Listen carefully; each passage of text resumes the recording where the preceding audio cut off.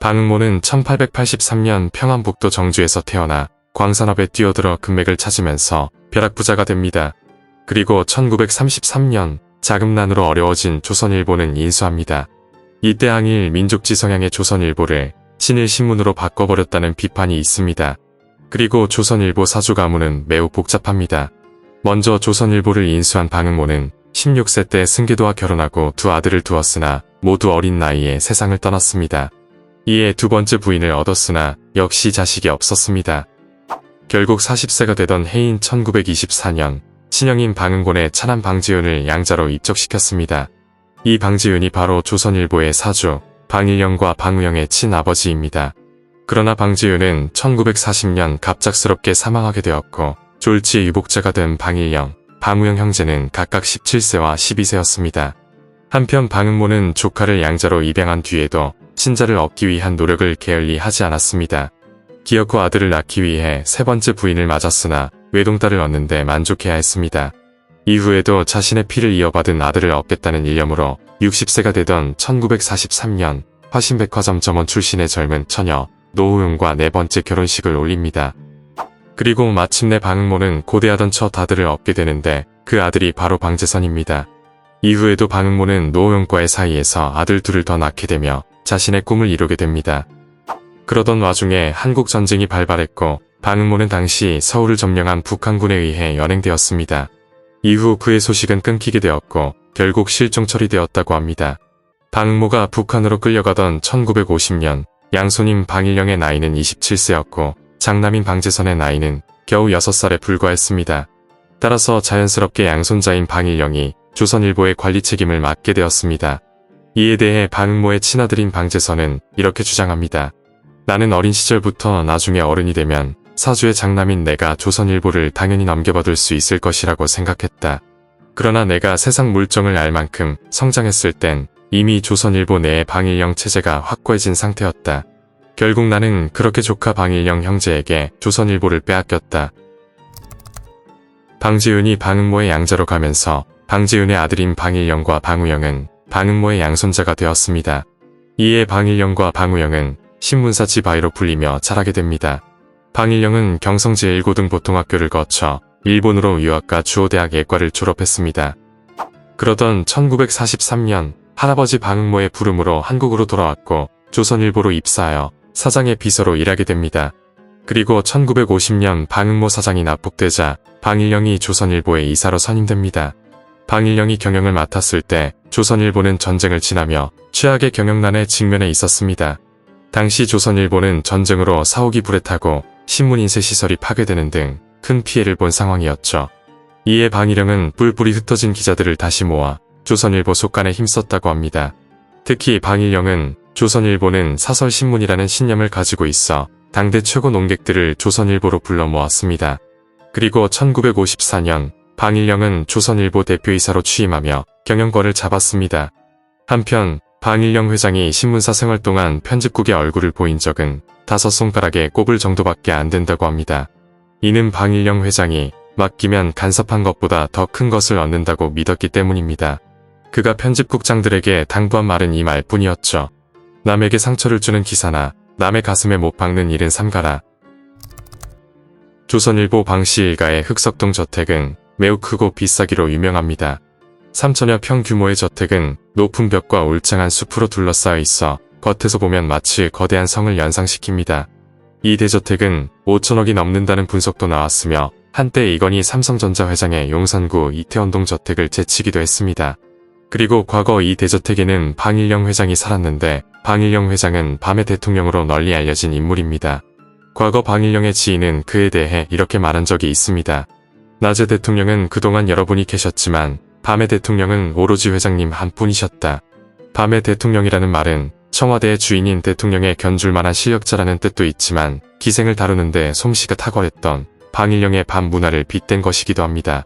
그리고 방일영의 흑석동 저택을 찾았던 대통령들이 몇 명 있었습니다. 낮에 대통령 중 이 집을 방문한 사람은 박정희와 김영삼 두 사람으로 박정희는 재임 중에 김영삼은 대통령 당선 다음날 초대를 받았습니다.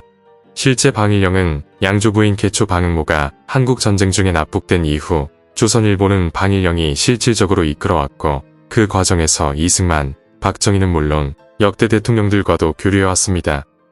그들 가운데서도 박정희와 남다른 친분이 있었다고 전해집니다. 박정희와 방일영이 어떤 인연으로 친해졌는지는 잘 알려지지 않았지만 그들의 주위 사람들은 이렇게 추측했습니다. 5.16 쿠데타 이후 박정희가 몇 차례 신문사 사주들과 술자리를 갖는 과정에서 둘이 가까워졌을 것이다. 아마 평소 술자리를 좋아하던 두 사람이 몇 차례 만나 술을 마시다가 술꾼끼리 서로 의기투합했을 것이다. 그리고 박정희, 방일영과 관련된 일화는 여러 가지 있습니다. 때는 제5대 대통령 선거를 보름 앞둔 1963년 9월 28일, 이날 박정희는 서울고등학교 교정에서 첫 선거 유세를 진행합니다. 당시는 직선제 대통령 선거로 대통령 후보는 민주공화당의 박정희를 비롯해 민정당의 윤보선, 자유민주당의 송교찬 등 7명이 출마한 상황이었죠. 그리고 유세 경험이 없었던 정치초보 박정희에게 첫 번째 유세는 매우 부담이었습니다. 더욱이 상대측인 민정당의 윤보선 진영에서 박정희의 좌익 전력을 걸고 넘어지는 등 박정희를 괴롭히고 있었죠. 실제 과거 1948년 10월에 발생한 여순사건 당시 육군 소령이던 박정희는 군부내 좌익 분자로 지목돼 군법에 회부된 적이 있었습니다. 이후 군사재판에서 무기징역을 선고받고 서대문 형무소에 복역 중이던 박정희는 선배들의 도움으로 다행히 풀려났습니다. 그리고 박정희는 대통령 유세에서 이렇게 말했습니다. 5.16 직전 용공 세력이 미치지 않는 곳이 없고 나라가 위기에 직면하자 참다 못해 일어섰다. 그러나 당시의 실정에 책임져야 할 구정치인들이 위험한 사람이니 공산주의에 가깝다느니 하고 있으니 이는 적반하장이다. 그리고 박정희가 첫 유세를 치른 그날 오후 7시 박정희는 대구사범 동기생이자 당시 문화방송 사장으로 있던 황용주와 육군참모총장 민기식을 대동하고 흑석동 방일영 집을 찾았습니다. 이들은 냉면으로 저녁 식사를 마친 후 술자리가 벌어졌는데 분위기가 무르익자 기생 몇 명을 불러 동석시켜 좌중의 흥을 돋궜습니다. 동석했던 황용주 MBC 사장은 그날의 술자리 풍경을 이렇게 증언하였습니다. 첫 입후보 연설을 마치고 그날 밤 방일영 회장의 흑석동 자택에서 연이 벌어졌다. 주석에서도 좀처럼 둘레를 벗어나지 않았던 대통령이었는데 그날 밤은 자제를 하지 않았다. 흥이 무르익게 되자 그는 선거가 끝나면 이런 기회도 없겠지 하면서 피아노 앞에 앉아 노란 셔츠 입은 사나이를 건반으로 두들기면서 불러댔다. 그래도 직성이 풀리지 않았는지 미꾸라지 잡기라는 일본의 민속물을 멋들어지게 추었다. 그가 스스로 좋아하는 노래와 춤을 추게 된 것은 방일영 회장이란 천하의 주도 때문이었음에 틀림없다. 하지만 이날 흑석동 술자리가 나중에 문제가 되었는데 이날 술자리 얘기가 유경수 여사 귀에 들어간 것입니다. 선거를 앞둔 사람이 신문사 사장 집에 가서 기생들을 불러다 놀았다고 하니 유경수 여사 입장에서는 대단히 화가 날 수밖에 없었습니다. 이에 유 여사는 청와대 비서들을 불러 모아서는 다시는 흑석동 방 사장 집에 대통령을 가지 않도록 하라고 엄명을 내렸습니다. 여담으로 이 일로 청와대에서 냉면 소리만 나와도 방일영 이름이 거론됐다고 합니다. 그러나 방일영과 박정희의 친분은 이후로도 계속되었습니다. 1960년대 후반 박정희 대통령은 부산 시찰을 마치고 해운대 관광호텔에 숙소를 잡았습니다. 그리고 이때 방일영을 불렀고 술자리에서 방일영이 대통령에게 이런 말을 하며 모두를 놀라게 합니다. 대통령 형님, 쭉 드십시오. 그러자 박정희 대통령이 내가 좀 과한 것 같은데라고 말을 하자 방일영은 이렇게 말합니다. 아니, 제가 대통령 형님 술 실력을 모르는 사람입니까? 이처럼 각하로 시작된 대통령의 호칭은 대통령 형님으로 바뀌어 있었고 젓가락 장단에 실린 노래소리가 유쾌한 웃음소리와 뒤섞여 방문 밖으로 흘러나왔습니다. 결국 다음날 박정희 대통령의 오전 스케줄이 모두 취소되는 사태가 벌어집니다. 이처럼 대통령 호칭을 대통령 형님으로 부를 정도로 박정희와 방일영은 죽이 잘 맞았고 돈독한 관계였습니다. 당시 둘을 잘 아는 한 측근은 이에 대해 이렇게 말했습니다. 잘 알려진 것처럼 방일영은 박정희에 가까운 술동무였다. 군사반란으로 갑자기 정권을 잡은 박정희가 요정에 가보면 방일영은 화술로나 주량으로나 늘 좌중을 휘어잡았다. 박정희가 보기에 자기에 대한 마담이나 기생들의 대접은 깍듯하기는 해도 거리감이 있었지만 방일영에 대해서는 대접이 극진하면서도 정감이 넘쳐났다. 하긴 방일영은 술이 거나해지면 동석자들의 지갑까지 털어 기생들에게 듬뿍 돈을 쥐어주었다니 누군들 마다했을까. 그리고 많은 사람들은 방일영 회장에 대해 천하의 주도라고 증언하고 있습니다. 카지노 황제 전낙원 씨는 방일영 사장을 가리켜 이렇게 말하기도 했죠. 기생들의 머리를 제일 많이 얹어준 분이었다. 그리고 공교롭게도 방일영 씨의 동생이자 조선일보 회장인 방우영 씨가 박정희를 처음 만난 장소도 술자리였습니다. 방우영은 자신의 회고록에서 이렇게 말한 적이 있습니다. 내가 처음 박정희 대통령을 본 것은 그가 최고의 의장 때 이후락 공보실장 등을 데리고 방일영 사장과 함께한 어느 술자리에서였다. 머리에 수건을 동여맨 박정희 의장이 한 여배우의 손을 붙잡고 밴드에 맞춰 열심히 노래를 부르고 있었다. 그리고 박정희 대통령과 방일영 회장의 관계를 잘 보여주는 일화가 하나 있습니다. 서울 태평로 대로변에 자리 잡고 있는 코리아나 호텔은 1974년에 건립되었는데 현재는 방일영의 둘째 아들인 방영훈이 사장으로 있습니다. 언론사인 조선일보사가 어떻게 호텔을 소유하게 됐을까? 때는 1960년대 중반 청와대의 오찬 모임에 방일영이 초대되었습니다. 이 자리에서 박정희 대통령은 방일영에게 이렇게 말합니다. 조선일보 사옥이 태평로 거리에 불쑥 튀어나와 있어서 볼 적마다 눈에 거슬립니다. 그거 털러버리고 다시 지으시오. 그러자 방일영은 지금 형편으론 신문사 사정이 곤란하다고 답변했습니다. 이에 박정희 대통령은 이렇게 말했습니다. 1차로 차관을 돌려줄 테니 그 대신 좀 뒤로 물려서 다시 짓도록 하시오. 당시 일반 금리가 연리 26%였던 걸 감안하면 차관 금리는 연리 7%였으니 이는 대통령이 방일영에게 큰 선물을 하나 안겨준 셈이었죠. 이후 태평로에 조선일보 사옥이 철거되었고 코리아나 호텔이 건립됩니다. 박정희 대통령 시절 방일영의 조선일보는 박정희 정권에 이비돼 주었고 박정희는 조선일보에게 든든한 울타리를 제공합니다. 이에 조선일보는 고속 성장했으며 대한민국에 막대한 영향력을 행사합니다. 한편 방일영 회장의 동생 방우영은 경신고등학교를 졸업하고 연희대학교 상과대학을 졸업합니다. 그리고 1952년 조선일보에 입사해 8년 동안 사회부 경제부 기자로 일합니다. 이후 상무와 전무 등을 거쳐 40대 초반인 70년 대표이사로 취임합니다.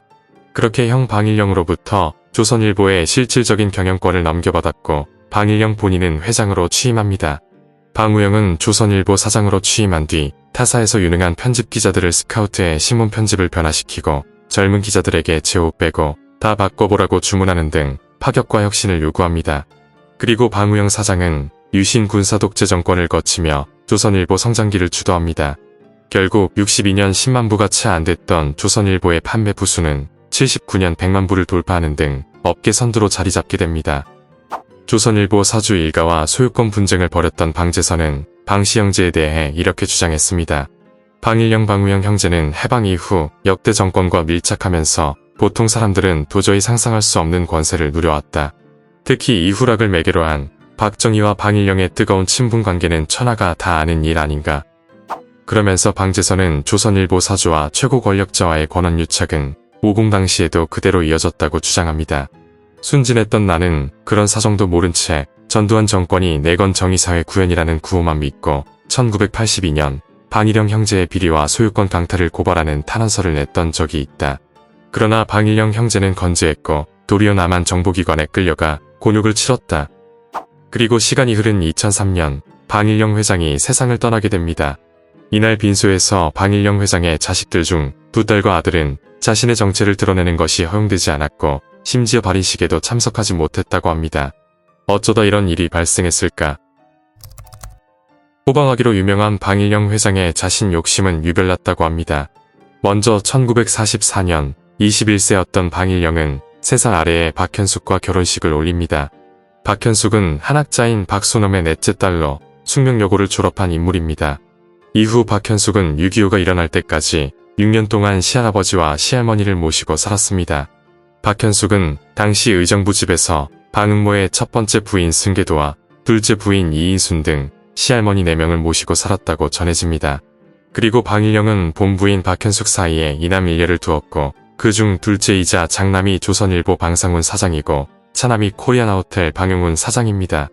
방상훈 사장의 누나는 미국에서 독신으로 살고 있는 것으로 전해집니다. 그리고 첫 번째 혼외부인 사이에 아들만 셋을 두었습니다. 그 세 아들 중 2명은 서울대 의과대학을 졸업해 1명은 서울에서 개인의원을 운영하고 있고 나머지 1명은 서울대 의대 교수를 거쳐 이명박 정부에서 국립재활원 원장을 지냈습니다. 이 세 아들은 방일영 회장이 살아있을 때 호적에 등재했고 명절이나 집안 행사 때는 흑석동 집을 방문하는 등 친자 대접을 받았던 것으로 전해집니다. 그리고 1960년대 말 방일영 회장은 자신보다 25살 아래인 20대 초반의 여성과 두 번째 혼외 관계에 들어갑니다. 이후 이녀 일남을 낳자 살림을 차려준 것으로 알려졌습니다. 흑석동 대저택에는 본부인 사이에 난 이녀 이남과 살면서 두 명의 혼외 부인과 자식들에게 각각 살림을 차려줘 사실상 새집 살림을 시작한 것이었죠. 두 번째 혼외 자식들인 일남 이녀는 방일영 회장에게 학비와 용돈을 지원을 받아 미국으로 이주했고 현재 미국 국적이라고 합니다. 그러나 두 번째 혼외 부인 사이에 태어난 이녀 일남은 본가로부터 실체를 인정받지 못하고 홀대당했다고 전해집니다. 결국 지난 2004년 이들은 서울가정법원에 친자 확인 소송과 상속재산 분할 청구 소송을 제기합니다. 이후 친자로 확인됨에 따라 방일영 회장 호적에 올라가게 되었고 상당액을 받고 조정안을 받아들였다고 합니다. 1970년대 방일영 회장은 박정희 전 대통령과의 잦은 술자리로 밤의 대통령이란 별명이 붙었습니다. 과거 낮의 대통령이었던 박정희 대통령은 밤의 대통령으로 불린 방일영을 가끔 부러워하곤 했습니다. 가끔은 방일영 회장이 부러울 때가 있어. 외국 가고 싶을 때 언제나 나갈 수 있고 놀고 싶으면 마음대로 놀 수 있고 또 정부를 때리고 싶을 땐 마음껏 때릴 수 있으니 얼마나 좋아. 방일영은 우리나라에서 제일 팔자가 좋은 사람이야. 낮에는 내가 대통령이지만 밤에는 임자가 대통령이구먼. 나도 대통령 그만둔 다음에는 신문사 사장이나 해볼까. 그리고 2003년 방일영 회장이 작고하자 한 논설주간은 그에 대해 이런 말을 남겼습니다.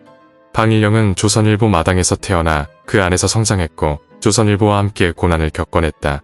오랜 세월 조선일보를 앞에서 이끌고 또 그만큼의 세월을 뒤에서 밀면서 나중엔 조선일보와 조선일보 사람들에게 넉넉한 그늘을 드리워주는 한 그루 느티나무로 말년을 보냈다.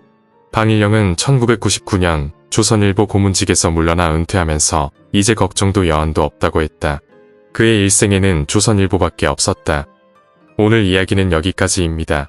재밌게 보셨다면 구독과 좋아요 부탁드립니다. 지금까지 역사비디오였습니다.